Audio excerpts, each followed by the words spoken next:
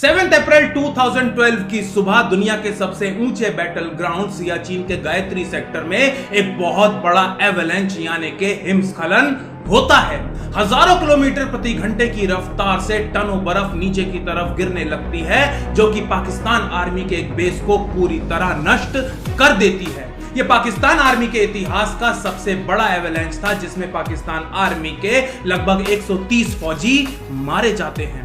अगले दिन पाकिस्तानी मीडिया में इस एवलांच की जोर शोर से रिपोर्टिंग की जाती है और कुछ न्यूज चैनल्स भारत के ऊपर आरोप लगाते हुए कहते हैं कि यह कोई प्राकृतिक यानी कि नेचुरल एवलांच नहीं था, बल्कि भारत द्वारा किया गया एक लेजर बीम एक्सपेरिमेंट था। उनके अनुसार भारत काफी समय से लेजर टेक्नोलॉजी द्वारा एवलांच लाने के एक्सपेरिमेंट कर रहा था, जिसमें उसे सफलता भी मिल चुकी है। नमस्कार, जय मां Bharati. Research and analysis wing और डीआरडीओ का एक जॉइंट ऑपरेशन जिसको नाम दिया गया था ऑपरेशन व्हाइट वॉश। इसका आइडिया किसको आया था, कैसे आया था और यह असंभव सा लगने वाला ऑपरेशन आखिर कैसे प्लान और एग्जीक्यूट किया गया था, जानेंगे एस्पियोनेज स्टोरीज के आज के एपिसोड में।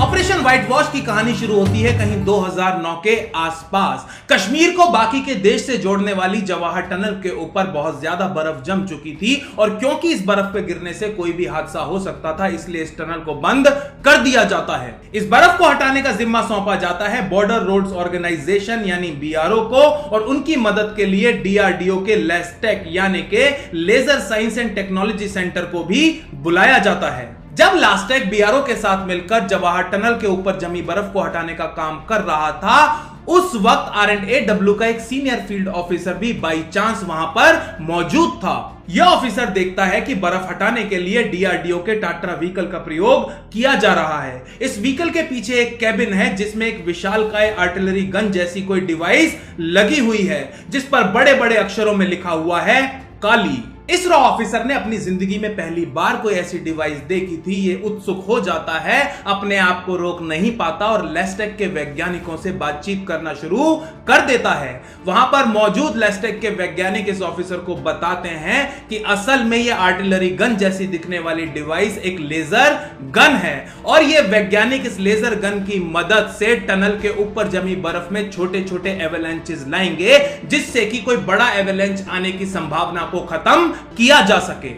अब एक इंटेलिजेंस ऑफिसर तो ठहरा इंटेलिजेंस ऑफिसर, दिल्ली वापस आते हुए पूरे रास्ते ये ऑफिसर बस यही सोचता रहता है कि क्या इस टेक्नोलॉजी का इस्तेमाल युद्ध क्षेत्र में बैटलफील्ड में किया जा सकता है या नहीं। यदि इससे छोटे एवलांचेस लाए जा सकते हैं तो क्या इससे बड़ा एवलांच भी लाया जा सकता है और दुश्मनों को मारा जा सकता है या नहीं। दिल्ली वापस आते ही ये ऑफिसर अपने सीनियर्स के सामने ये आइडिया रख देता है और उसके साथ वही होता है जो कि ज्यादातर आइडियाज के साथ होता है। इस आइडिया को बेकार बताकर आउटराइट रिजेक्ट कर दिया जाता है। लेकिन ये ऑफिसर हार नहीं मानता और कई महीनों तक लेस्टेक और चंडीगढ़ स्थित snow avalanche and study establishment यानी कि सैस के साथ रिसर्च करने के बाद एक डिटेल्ड प्रेजेंटेशन तैयार करता है, जो किसी तरह उस वक्त के रॉ के चीफ संजीव त्रिपाठी तक पहुंच जाती है। उस वक्त के एनएसए एमके नारायणन और रॉ चीफ बहुत अच्छे दोस्त थे, इसलिए रॉ चीफ को एनएसए को विश्वास में लेने में ज्यादा परेशानी नहीं होती। कई दिनों की मेहनत के बाद एनएसए एमके नारायणन प्रधानमंत्री मनमोहन सिंह को भी मना ही लेते हैं और इस प्रोजेक्ट को हरी झंडी दिखा दी जाती है। अब एमके नारायणन खुद इस प्रोजेक्ट को हेड करने वाले थे और डायरेक्टली प्रधानमंत्री मनमोहन सिंह को रिपोर्ट करने वाले थे। रॉ चीफ संजीव त्रिपाठी खुद अपने हाथों से इस प्रोजेक्ट की टीम को रॉ डीआरडीओ के लेस्टेक, इंडियन आर्मी और इंडियन एयरफोर्स से चुनते हैं। इस प्रोजेक्ट को नाम दिया जाता है ऑपरेशन व्हाइट वॉश। इसके बाद रिसर्च एंड एनालिसिस विंग और सैस की टीम्स 20,000 फीट ऊपर सियाचिन में इंडियन आर्मी की एस पोस्ट का दौरा करती हैं, जहां से कि पाकिस्तान आर्मी का यह हेडक्वार्टर साफ साफ दिखाई देता है। सैस की टीम्स इस एरिया की मैपिंग शुरू कर देती हैं और ऐसे ट्रिगर पॉइंट्स को आइडेंटिफाई करती हैं जिससे कि एक्सपेरिमेंट के बाद पूरा का पूरा टेस्ट एरिया बर्फ के नीचे दब जाए, नष्ट हो जाए, एक भी सबूत ना मिल सके। ट्रिगर पॉइंट्स की मार्किंग हो चुकी थी और प्रोजेक्ट की प्लानिंग पेपर के ऊपर भी पूरी हो चुकी थी। अब वो काम करना था जो कि लेस्टेक के ज्यादातर वैज्ञानिकों को असंभव लग रहा था और उनका यह अविश्वास बिना किसी कारण के नहीं था।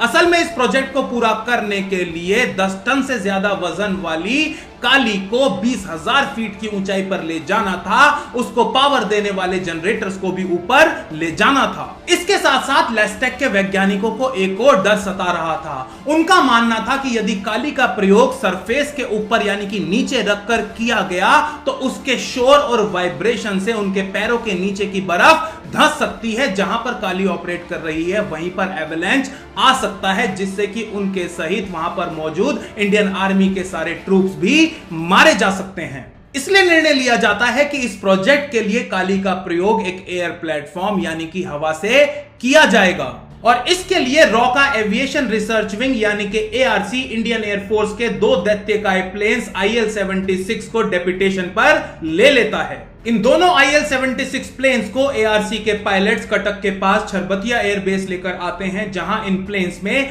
काली 50,000 W लेजर वेपन को फिट कर दिया जाता है। जिस काली गन को रॉ के ऑफिसर ने जवाहर टनल पर बर्फ हटाते हुए देखा था, वो काली गन इस काली 50,000 के सामने एक खिलौना थी।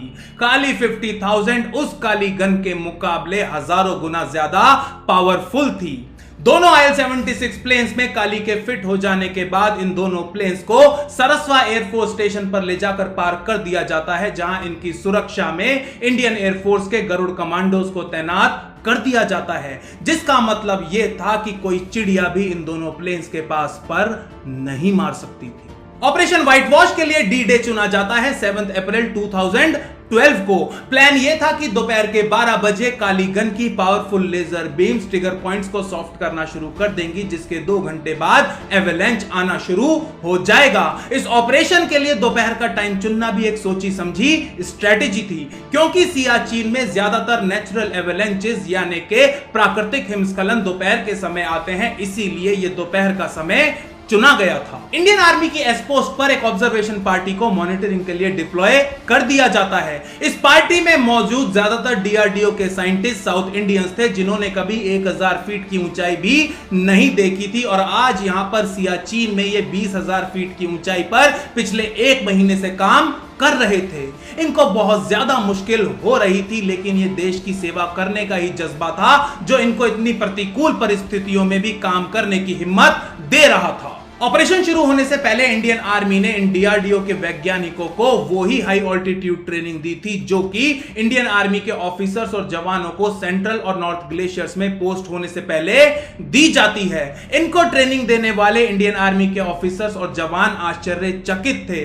उनके अनुसार ये वैज्ञानिक थे तो सिविलियन, लेकिन इन्होंने अपनी ट्रेनिंग उतनी ही मेहनत और लगन के साथ की थी जितनी की इंडियन आर्मी के जवान करते हैं। क्योंकि इस ऑपरेशन में एयर प्लेटफॉर्म का इस्तेमाल किया जाना था और यह दोपहर को होना था, इसलिए पोलराइजेशन और हाई प्रिसीजन शूटिंग जैसे टेक्निकल इश्यूज सामने आ रहे थे और इन इश्यूज को सुलझाने के लिए मदद ली जाती है भाभा एटॉमिक रिसर्च सेंटर की। भाभा एटॉमिक रिसर्च सेंटर के वैज्ञानिक प्रोजेक्ट की डिटेल स्टडी करते हैं और सुझाव देते हैं कि इस ऑपरेशन की टाइमिंग को या तो जल्दी सुबह कर दिया जाए या फिर देर शाम। उनके अनुसार इन टेक्निकल इश्यूज को खत्म करने का यही एकमात्र रास्ता था।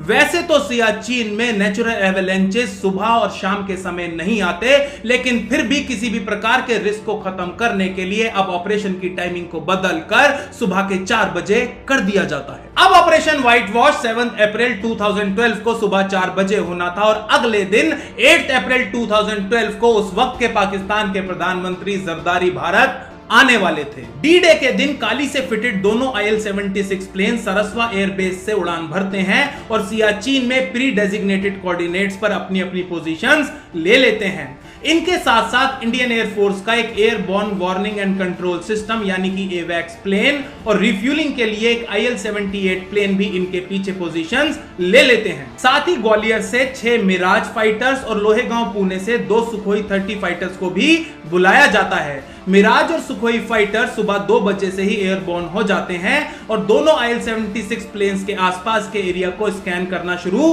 कर देते हैं। SAS team satellite data reception centre और 3D टेरेन विजुअलाइजेशन सेंटर से मिली इमेजेस का डिटेल्ड एनालिसिस करने के बाद ट्रिगर पॉइंट्स मार्क कर चुकी थी और 4 बजते ही IL-76 में लगी काली गन 30,000 फीट की ऊंचाई से इन पॉइंट्स के ऊपर 100% प्रिसीजन से लेजर शूटिंग शुरू कर देती है।